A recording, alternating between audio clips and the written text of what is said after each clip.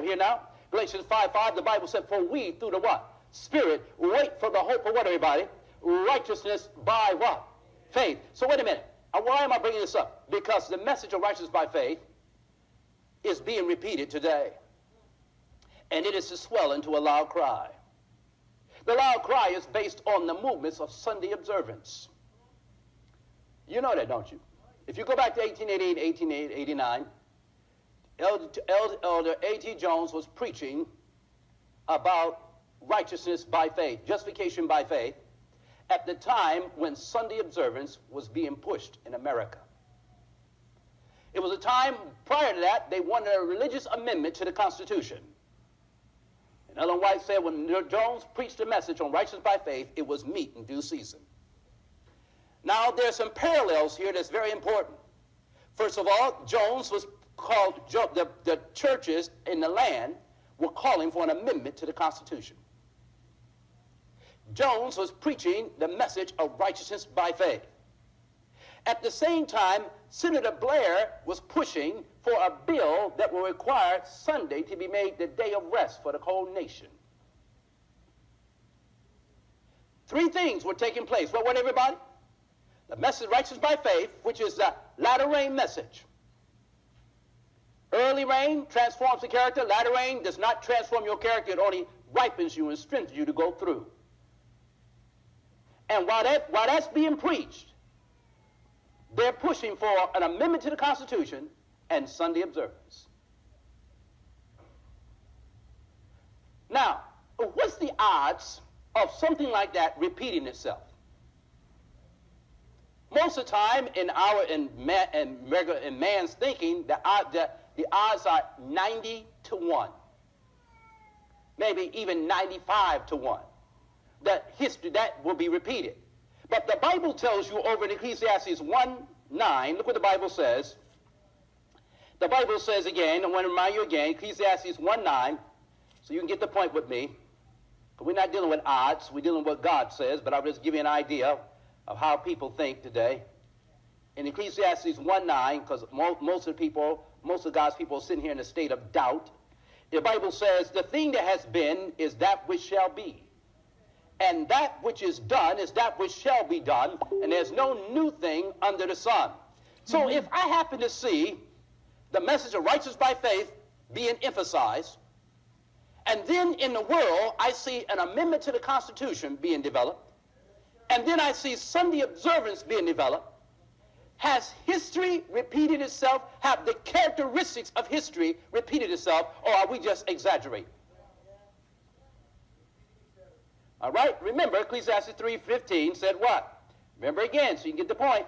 Mark it down. That which has been is now, and that which is to be has already been, and God requires that which is what? Past. So let's see something now for a moment. What was taking place at that time? An amendment to the Constitution. What else? Now, I want to take you to the screen for a moment because I want to show you some things. I want to show you, and then we're going to go in and out from the PowerPoint back to the Scriptures. We're going to 2 PowerPoints, all right? All right?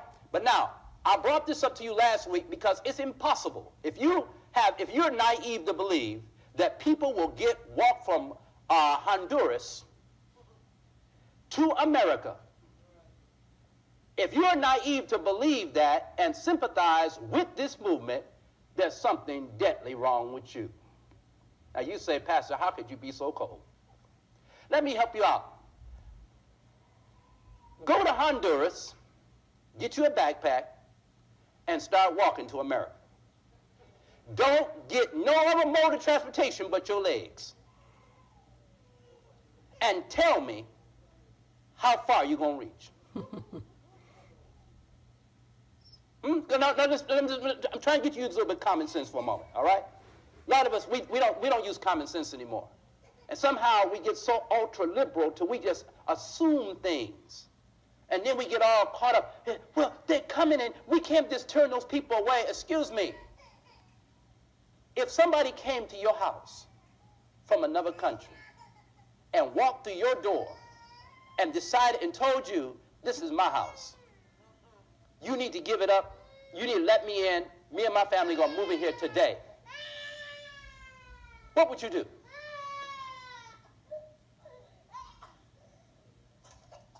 What would you do?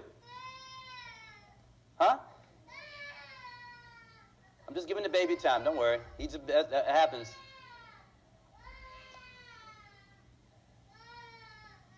But I want to ask you a question. What would you do? Would you be so really, well, they came all this way, so it's all right, honey. Just move over and let them move in. Come on now. Would you want somebody to do that? No, don't get me wrong. It's not the issue that they're immigrants. It is the principle of how they're coming. It is not the issue that they're not human beings.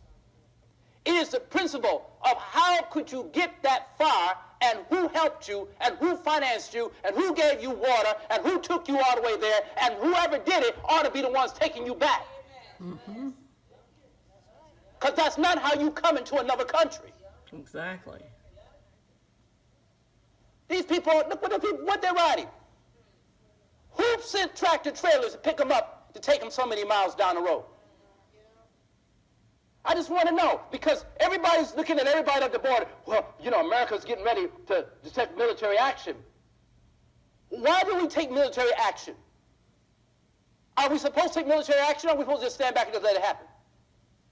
As a nation, we have the right to military action because you are causing an invasion. You are committing a crime against the nation and the sovereignty of this country. This is the issue. Now, we can do it peacefully, or unfortunately, they're bringing this because we got an ultra-liberal mindset now in our country that overlooks principles and say that this, if they come, we have to let them in because they got their women and they got their children. Really? Really? There was, and you got to understand this, that a lot of those people are innocent, and they got set up and revved up by some propaganda that they're going to get to America and be safe, and actually put them out there to become sheep for the slaughter in case they start shooting at the border. Them and their children. You better think it through. Let's go to the next point.